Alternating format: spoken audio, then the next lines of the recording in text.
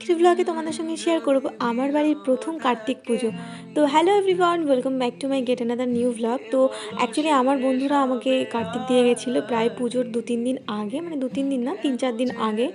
তো পুজোর আগের দিনকে আমরা চলে গেছিলাম বাজারে, আর এখানে দেখছিলাম প্রচুর ছোটো ছোটো কার্তিক ছিল। আর পরের দিন সকালবেলা আমি চলে এসেছিলাম একটু ছাদে রোদের জন্য। দুপুরবেলা সমস্ত বাসন আমি ধুয়ে রেখেছিলাম, আর তারপরে আমি জামাকাপড় ছেড়ে বসে পড়েছি পুজোর কাজকর্ম করার জন্য। আর তো আমাদের ওপরে ঠাকুরঘরটা এখনও কমপ্লিট হয়নি, তো সেই জন্য নিচেই পুজো করা হবে। তো আমি এখানে কিছু ফুলের মালা করে নিয়েছি গেটের সামনে দেওয়ার জন্য, আর ঠাকুরের গলায় দেওয়ার জন্য। আর মোটামুটি ওই সন্ধ্যার মধ্যে আমাদের সমস্ত গোছানো কমপ্লিট হয়েছে। আর এখানে আমি আমার হাজব্যান্ডকে দেখাচ্ছিলাম।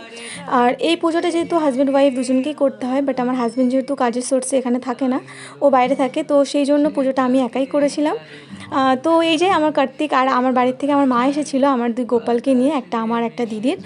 আর আমার বাড়িতে ফার্স্ট টাইম এই কার্তিক পুজোর এক্সপিরিয়েন্স আমার অনেকটাই ভালো, হাজব্যান্ড থাকলে হয়তো আরও ভালো হতো। তো এখানে অনেক কিছু আয়োজন হয়েছিল, নাড়ু, লুচি, সুজি, পায়েস, খিচুড়ি। তো এই ছিল আমার আজকের ব্লগ। তো ব্লগটা কেমন লাগলো অবশ্যই কমেন্ট করে জানিও। দেখা হচ্ছে পরবর্তী একটা ব্লগে। টাটা।